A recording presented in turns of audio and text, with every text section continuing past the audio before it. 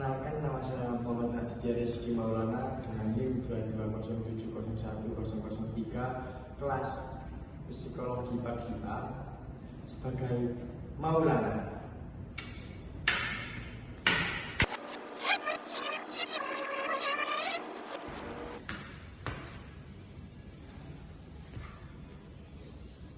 Perkenalkan, nama saya Muhammad Irfan Zainabis dari kelas Psikologi B Pagi dengan NIM 2207010448. Saya berperan sebagai Saiful.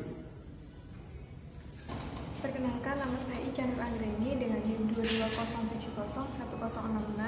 Di sini saya berperan sebagai staf volunteer komunitas. Perkenalkan, nama saya Karisma Rizky Trimulasari dengan NIM 2207011039.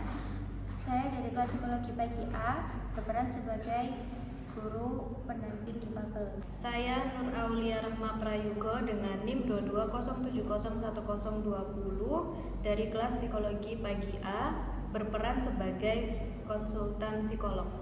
Tunanetra merupakan salah satu istilah yang digunakan untuk menjelaskan kondisi di mana seseorang mengalami hilangnya penglihatan, baik itu secara keseluruhan maupun secara sebagian. Orang yang mengalami tunanetra maka dia akan mengalami keterbatasan dalam menerima rangsangan visual. Maka dari itu penglihatan bukanlah saluran utama untuk dia melakukan pembelajaran.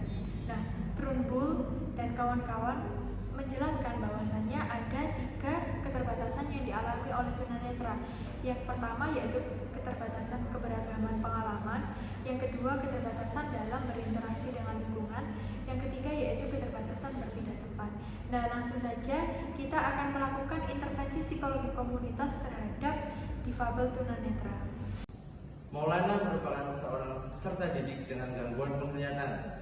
Dia bahkan tidak mampu menerima rangsang visual sehingga indera penglihatannya tidak menjadi saluran utama yang digunakan untuk belajar. Ada beberapa keterbatasan yang dialami Maulana, yaitu keterbatasan pindah tempat. Kondisi ini yang menyebabkan Maulana membutuhkan alat bantu khusus, metode khusus, atau teknik-teknik tertentu untuk dapat belajar. Maulana memiliki teman yang setia dengannya bernama Ipul atau biasa disebut Saiful. Ia sering membantu Maulana dalam kegiatannya sehari-hari saat dia sekolah dan maupun menemaninya bermain. Membantu Maulana berjalan dengan menggandengnya kemanapun ia pergi. Keterbatasan pada peserta didik tunanetra dalam bergerak atau berpindah tempat dapat diatasi melalui program orientasi dan mobilitas.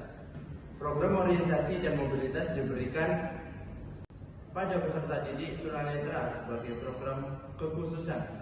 Pada program orientasi mobilitas, penguasaan kemampuan dan indikator tidak harus berurutan karena dapat disesuaikan dengan kebutuhan peserta didik tunanetra. Artinya, pelaksanaan program orientasi mobilitas bersifat fleksibel. Teori intervensi yang digunakan. Jika seseorang tunanetra dapat bergerak atau berpindah tempat secara bebas, maka seseorang dapat berinteraksi dengan lingkungan dan memperoleh banyak pengalaman sehingga dapat berdampak positif bagi berbagai aspek perkembangan peserta didik. Hal inilah yang menjadi alasan pentingnya mengatasi keterbatasan dalam berpindah tempat. Keterbatasan pada peserta didik tunanetra dalam bergerak atau berpindah tempat dapat diatasi melalui program orientasi dan mobilitas. Orientasi dan mobilitas terdiri dari 2 aktivitas yang tidak dapat dipisahkan. Orientasi merupakan penggunaan indera yang masih berfungsi untuk mengetahui tanda, isyarat, benda, dan orang di lingkungan yang akan menjadi peta mental tentang lingkungan. Sedangkan mobilitas, kemampuan berpindah tempat menuju ke tempat lain secara aman dan efisien. Menurut Smith dan Taylor pada tahun 2010. Menurut Friend and Pursick pada tahun 2012. Ketika akan melakukan mobilitas, seseorang terlebih dahulu melakukan orientasi mengenai benda dan tanda penting di sekitarnya, seperti posisi meja, kursi, lemari, dan sebagainya. Kegiatan ini akan memberikan gambaran kepada seorang tunanetra tentang kondisi lingkungan di sekitarnya. Seseorang akan melakukan mobilitas sesuai dengan gambaran lingkungan yang telah diorientasi. Keterampilan orientasi dan mobilitas dapat membantu seseorang untuk bergerak di lingkungannya saat ini dan sangat mendukung kemandirian di lingkungan nantinya. Menurut Gargiulo dan Kilgo pada tahun 2005. Hal inilah yang menjadi program orientasi dan mobilitas menjadi penting untuk diberikan pada peserta didik tunanetra. Berdasarkan masalah yang sudah dijelaskan, menurut Gargiulo dan Kilgo 2005, maka keterampilan orientasi dan mobilitas ini dapat membantu Maulana untuk bergerak di lingkungannya saat ini dan juga sangat berguna dan mendukung kemandirian di lingkungannya nantinya. Untuk intervensi yang kita lakukan, tahap pertama yang dilakukan adalah persiapan dan perencanaan, di mana tahap pertama ini diawali dengan persiapan dan perencanaan pembelajaran. Persiapan ini diawali dengan melakukan asesmen kemampuan mobilitas, orientasi mobilitas peserta didik tunanetra. Lalu asesmen ini bisa dilakukan dengan menggunakan metode observasi bersama peserta didik di rumah. Lalu hasil asesmen ini akan memperoleh gambaran mengenai kemampuan dan kebutuhan orientasi mobilitas peserta didik. Hasil asesmen ini bisa menjadi dasar bagi guru untuk menetapkan tujuan pembelajaran.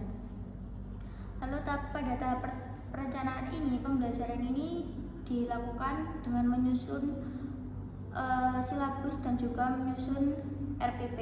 Silabus pembelajaran orientasi mobilitas ini dibuat pada awal tahun pembelajaran baru, dibuat sesuai juga dengan kurikulum dan juga mengacu pada kompetensi inti dan juga kompetensi dasar.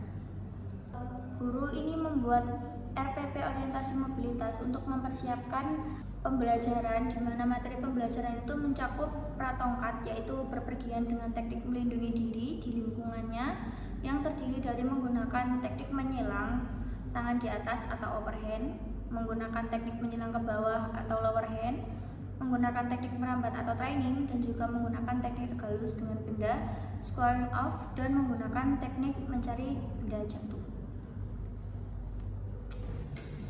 Tahapan intervensi kedua, yakni tahapan pelaksanaan. Kegiatan inti dimulai dengan guru menyampaikan materi. Saat menyampaikan materi, guru melakukan metode ceramah dan menyentuh atau memberikan contoh penggunaan teknik.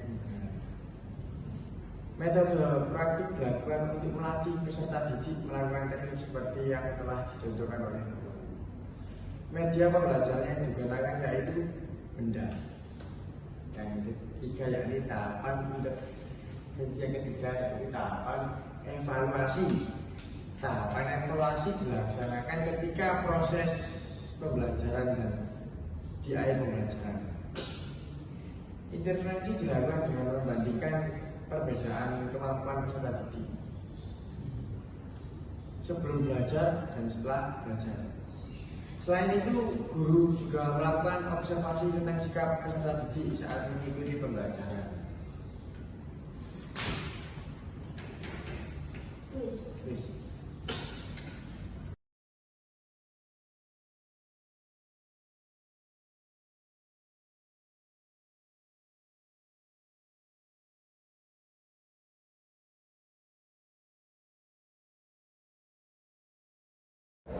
Intervensi untuk Maulana dilakukan dengan cara mengenalkan benda-benda di sekitar Maulana dengan mengenalkan tempat-tempat di mana benda-benda itu berada dan juga mengenalkan bagaimana bentuk-bentuk benda yang berada di sekitarnya.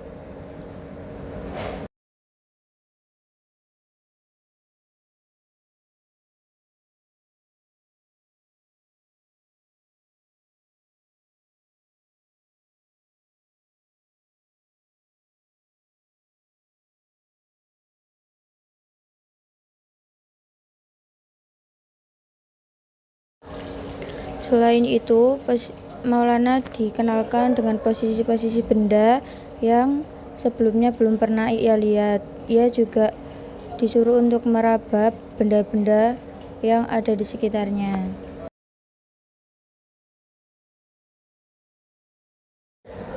Sekian penjelasan dari kelompok kami persembahan video yang sudah kita buat. Terima kasih sudah menonton dan sampai jumpa di tugas berikutnya. Bye bye. Dadah.